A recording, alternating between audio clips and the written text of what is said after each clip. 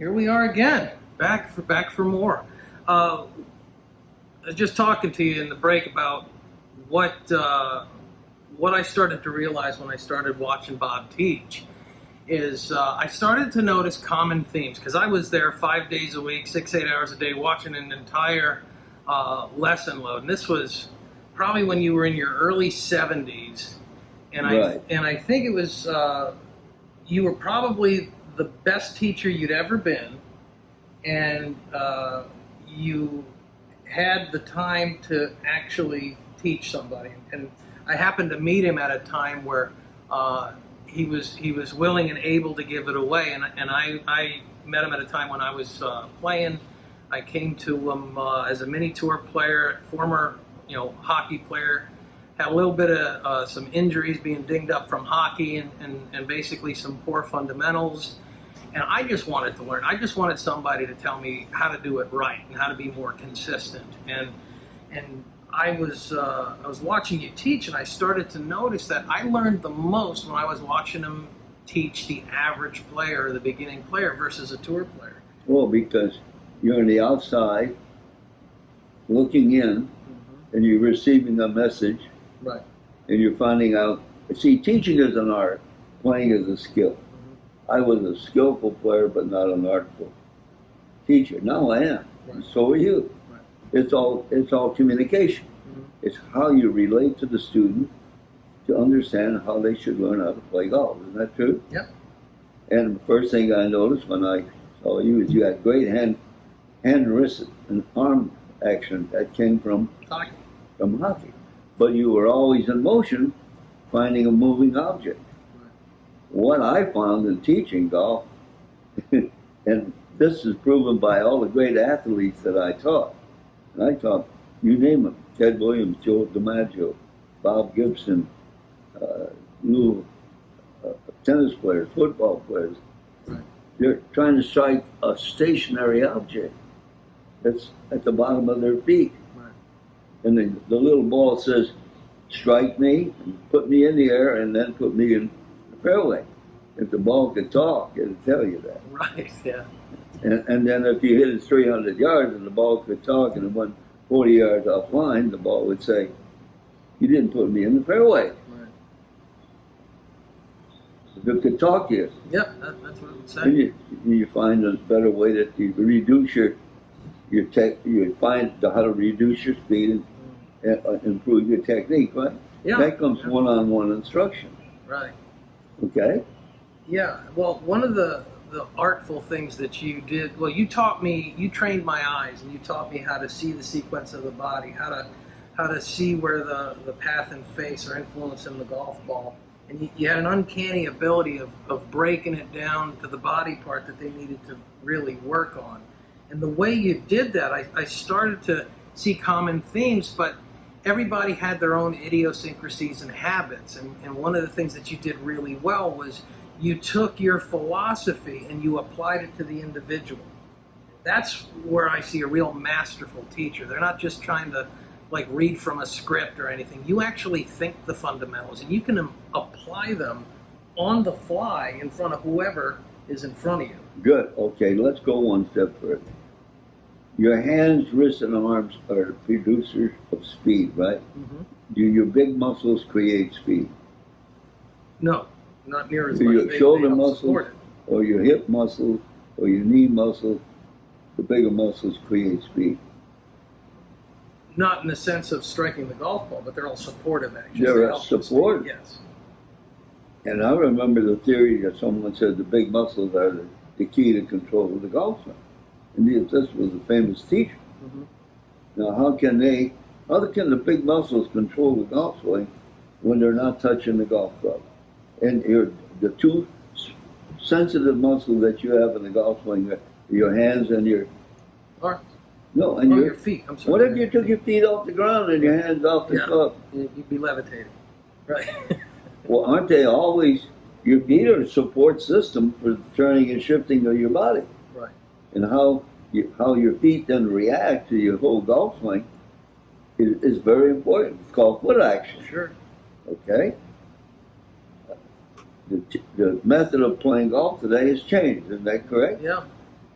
What's happened? Well, they're talking less and less about the feet and trying to keep your left heel down. Okay. One of the greatest players that ever lived, we had a meeting with him. His name was Jack Nicklaus. And how high did his left heel come off the ground? Several inches. And then the first thing he put down was His left foot, his left heel. before he even started his downswing. Right. So today, the heel is down and never moves up. It stays down as a support system for the golf swing, right? Right. It's like an anchor, Right. right?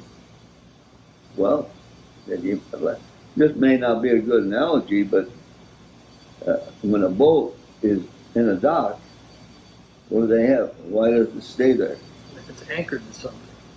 It's anchored. And how far does the anchor go down? Usually to the ground or Well, it goes, you got 60 feet. It goes, and it keeps the boat from what? moving. Well, how do they move the boat then? They got to remove the anchor. What do they do to the anchor? They lift it up. They lift it up. I love that this. I interesting? love the psychology. Isn't that Yes. true? True. And that boat may weigh 3-4 tons. I don't know. And it Yeah. just glides across the water, Mm-hmm. like the golf swing glides across the air. Sure.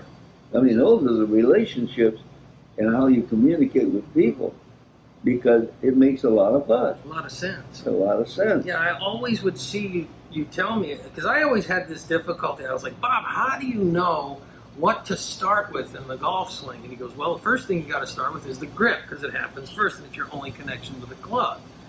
The next thing you have to do is you start with what's swinging. Yeah. And therein lies the progression. If you're holding your arms out here very light, you start to put a little bit of resistance here, you'll feel the natural progression of the line of support. Your body will get engaged to support what your hands and arms can't bear. Well, that's a truism. That's an absolute truism. And if it's not taught properly, Right. then you're not teaching the golf swing properly. Yeah. And And, go ahead. and I can ask people to walk, and as they walk, just swing your leg. Arm. And let their arms have some. See, your arms are the rhythm of your swing. Right. This is your rhythm. When I wrote, see, Right. this was the rhythm. If I try to write and not move my arms and just use my hands like this, Yeah. could I make a bigger arc? No. Could I make a big vertical or rotary arc? No. Okay. So, Shorter, faster, and tighter. when people walk, I said, let me see you just walk and swing your arms back and forth as you try to synchronize your arms and your legs, right? As they're walking. Right. Then I put a club in their hand. Mm-hmm. Now I said, as you swing and walk, let the club just move like a pendulum. Right. Half of them will grab the club and try to force the club to swing while they're Yes. walking. And I said, no, you don't have to do that. I said, your hands and arms weigh about 8 or 10 pounds. Mm. From your fingers to your shoulders. Mine weigh about 6 pounds, 3 pounds each. So I got 6 pounds versus a club that weighs less than A pound. hitting an object that weighs less than. 2 ounces. Then what's the big deal? Right. We're not swinging a sledgehammer to hit a ball that weighs 5 or 10 pounds. Right.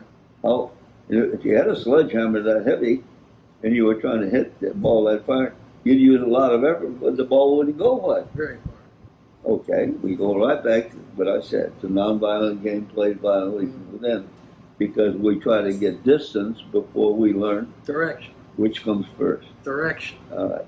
Now, when you play golf, I was taught by the greatest players in the world. Nelson, Hogan, Snead, Mangrum, Middlecoff. All those guys had an influence on how I learned to play golf. And I'll never forget the word that was given to me by Jimmy DeMar, who said, you got a pair of eyes, you got a brain, and you got a body. Your eyes conceive, your brain receives a message through your what? Eye. And then you transfer that to your. Hands. And he said, I remember playing a practice round in the Legends, and my caddy was John Trimboli, who was a good player locally in Florida. So he had the papers and the pencils and he's looking at this and that and this while he's trying to get the yardage and the wind, how much wind is blowing and Right. what my lie is like. And the mayor walked over and he says, "What in the hell is going on here? What's that guy doing with all that paper and pencil?" I said, "Oh, he's trying to help you." He said, "Bob, how many tournaments did you win in 1954? I said, 4. He said, "Did you have a caddy with pencil and paper? How did you learn how to strike a golf ball?" He says, "You looked at your target and your eyes decided how many yards you had to hit the ball. And then your eyes decided what kind of a shot to play, and then you played it. Right. You knew before you struck the ball whether you were going to curve it right to left, left to right, or straight. Your instinct told you that through your eyes and your brain and your body. Right. And that's why you were able to play golf more instinctively, because you didn't become paralytic from overanalysis. Right. I watch golf today, and I really get upset at the fact that when the player has his caddy, it seems like the caddy knows more about how to play golf than the player does. And I'm looking, and the caddy's looking at the player, and Mickelson is one of those cases. They look at and like, what, God gave him a pair of eyes and a brain and a pair of hands and a body to play golf. What does he need the caddy for? He might give him distances if he walks around the golf course, but even though he gets distances, it depends on where the ball ended up in the fairway, correct? Right. Yeah. So that's where we were taught to play golf. Through your eyes conceived, your brain received a message, and that message was transferred to the golf club and the golf ball through your body. Yeah. And when we played, it was simple. The caddy was a pretty good player. He didn't have a pencil and a paper enough. Right. And the routine, that's why it's so much slow play today. Yeah. It's a ritual that you don't really need in that sense. Right. And I could strike a golf ball and learn how to control it, which took a lot less time. Right. And I learned to control the ball by practicing on the practice tee to decide what I was going to do with the golf club. But when I got on the golf course, you just instinctively and intuitively played the shot. You didn't think of how. You already knew Right. Yeah. how. So that's the way we were taught to learn how to play golf. And he said, "You won 4 tournaments that year." And the amazing thing about that, when we played, we didn't have traveling caddies. We had to get a local caddy. Right. And we didn't know how good the local caddy was. Right. I remember taking a local caddy, and I said, "Well, what's my distance to the flag?" He said, "I don't know." I said, "Okay." We get on the green, and I said, "Can you read this putt for me? Tell me how much it breaks and how fast it is." He said, "I don't know." I said, "Do you play golf?" He said, "Yeah." I said, "What's your handicap?" 18. What? Now the caddies today make $1 million a year. Yeah, some of them. Some of them. Yeah. Well, they think they're so important to the process of how to play golf that there's too much connection between the player and the Yeah. That's not necessary. And Damara said to me, if that guy keeps that pencil and paper out on the next hole, I'm walking in, you're going to play by yourself. I said, "John, you better stick that in your pocket and forget it. And if you're going to give me some advice, just say, Bob, you got about 180 to the green." Yeah. And Yeah. and it was, and 2 things was happen. I'd say, "Well, do I have a 4-iron or a 5-iron?" do I have a full swing with one club or a three-quarter swing? It was either do I take three-quarter or full swing, and that was all pre-programmed. Yeah. Now, you watch and see how many of them are hitting three-quarter shots today. You get better control of the ball in Right. the air. Yeah. The ones that are wrapping the club around their head Right. for a full swing with them, which they don't need, is they're going to be not as consistent. Yeah. Not as accurate. But I'm trying to give you the history of what happened when I played golf. Right. And how did I become a leading money winner, 120 pounds, and 118 pounds. hitting the ball 2 yards per pound? Right. If Jack Nicklaus weighed 200 pounds, and if he got 2 yards per pound like I did, he'd have to hit the ball. 100 yards. No, you can't hit it 400 Right. yards. So what was I doing? Getting more per pound with a golf club than Jack was, because he'd have to get more club head speed, and that's what it comes down to, right? Right. Yeah. Okay. The word today is power. Right.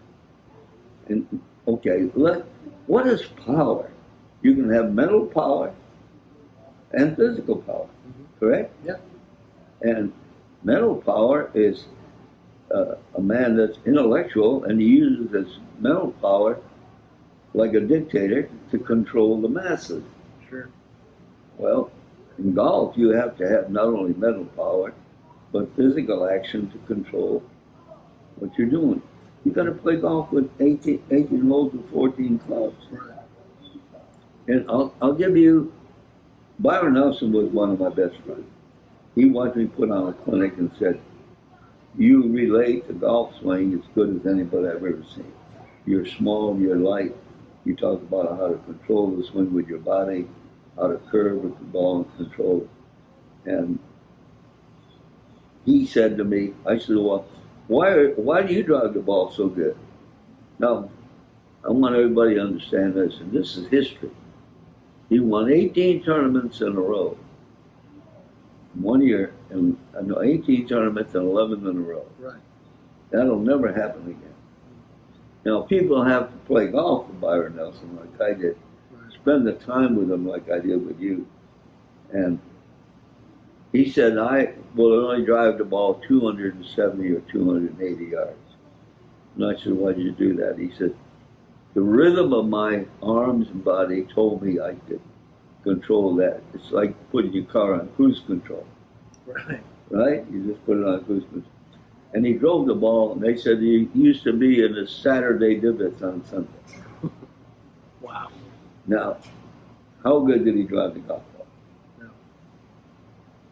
Because he swung within himself. Right. He swung in which the body could then sense the speed and the direction of the swing and finish in balance. Right. And that's important. I don't care how fast you swing the golf, finish in balance. Control your feet and your body so that you look like you finish your golf swing in control. Yeah. Not like you fall all over yourself. Right. And that's so important. And I'm going to tell a story that I hope the whole world sees, because Byron has passed away. Mm. And Byron and I were very close because we did a lot of clinics together. And I'll remember this as long as I live. We're out in California, we're playing in a Crosby tournament, and we're at Cypress Point. Wow.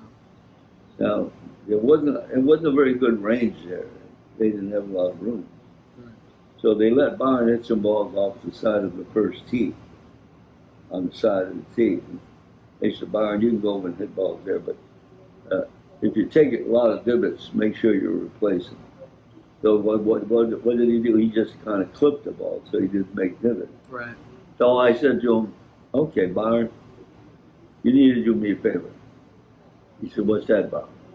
I said, I want you to take your driver out, and I want you to hit golf shots for me, off the turf, no tee. I've never been asked to do that before. I said, well, you've won 11 tournaments one year, 18 in a row. Uh, I know you teed the ball up, but let me see what you can do with this driver with no tee. But you got good turf. The ball's sitting up there pretty good. He said, okay, tell me what you want. I says, hit me a low fade. Hit me a medium fade. Hit me a high fade.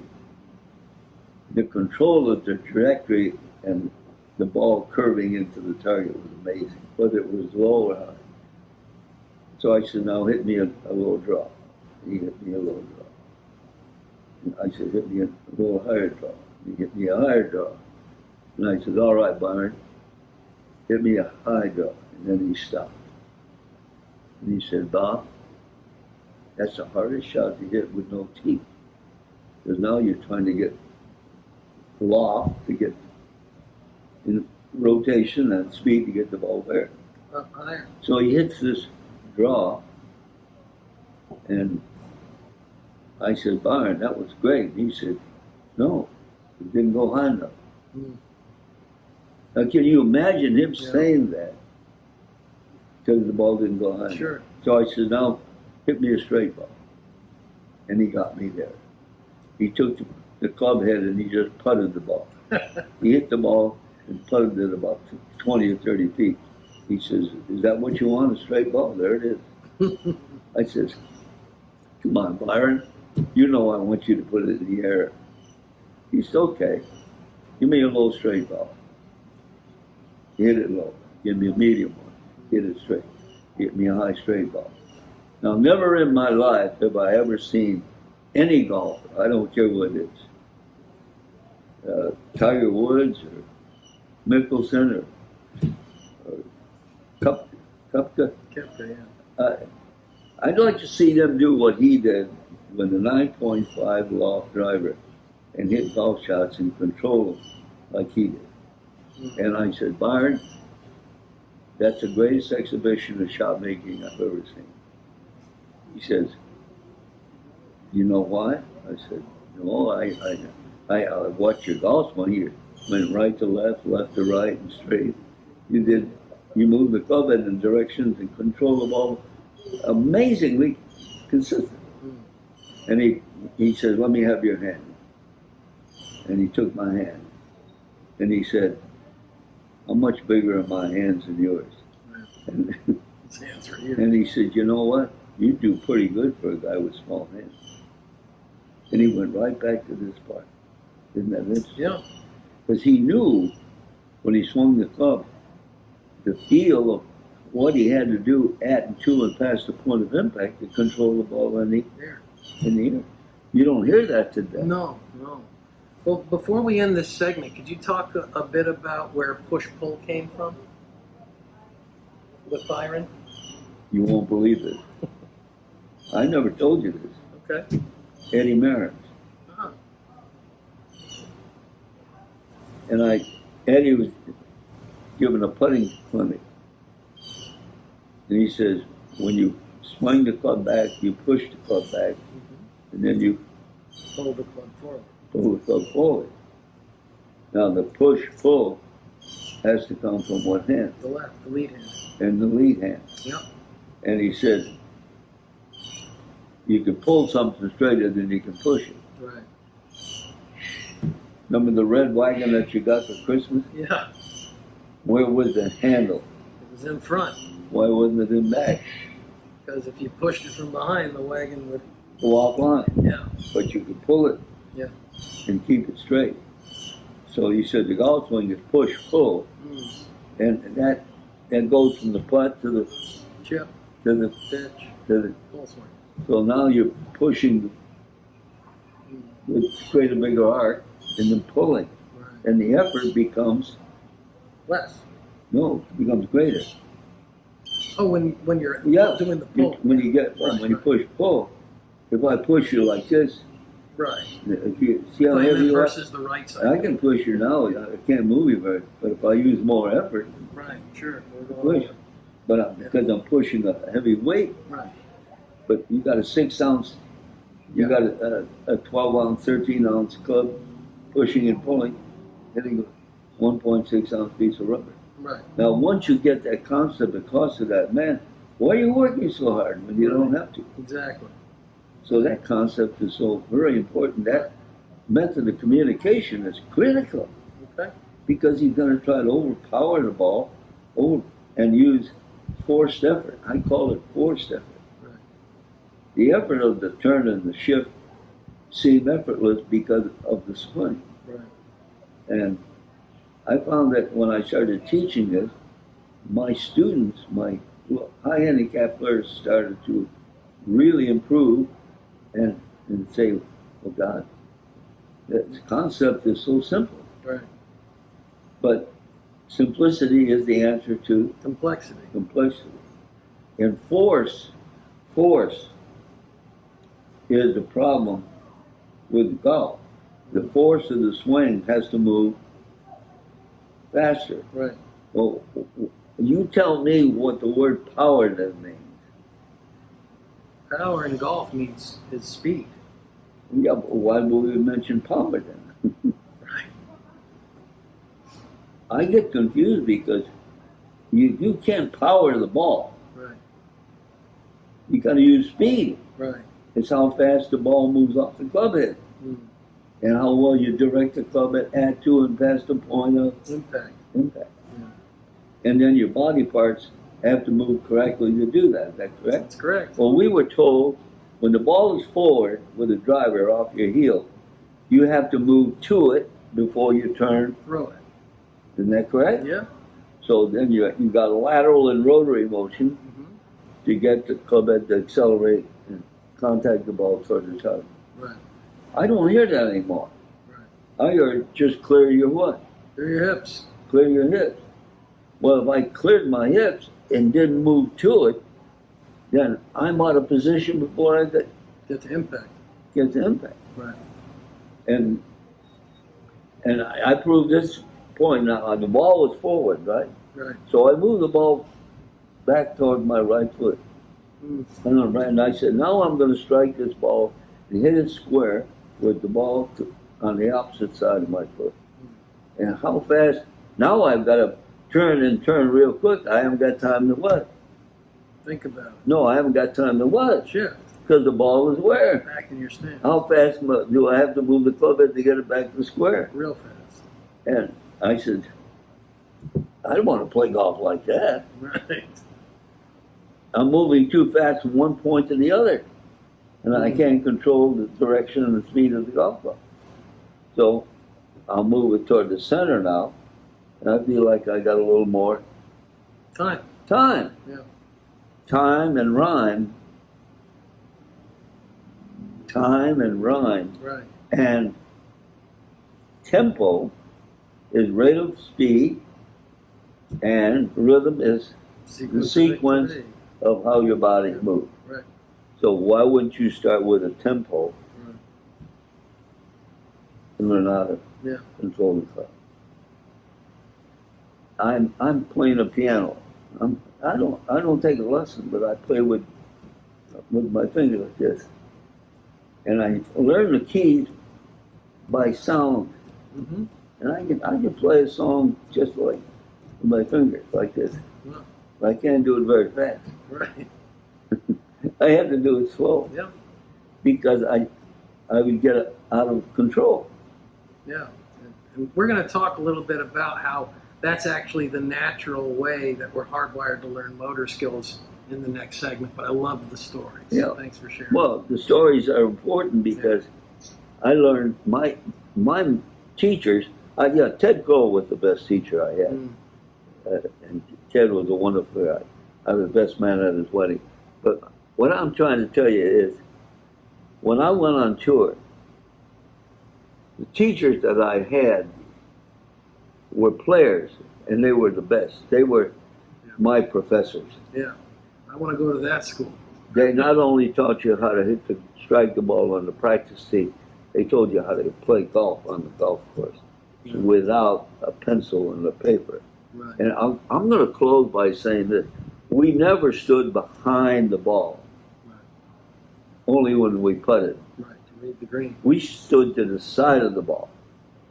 And if you were shooting last and he was he was away. You waited for him to strike the ball, while he was getting prepared to strike the ball, you talk to your caddy to get ready to strike the ball. What's my distance? What club show I'm going to use? And then once he struck the ball, we walked into the ball from the side of the ball, bilateral. Right. Put the club down, aimed the club, took a couple of looks, waggle a couple of times, and bingo. We didn't go back and around and back and forth and around. And today the ritual is, why are they taking so long to do something when it should take a lot less time? Great I topic close for by debate. saying, this is what I learned as a player and teacher on a tour. And history will prove that this was correct. Thanks, brother.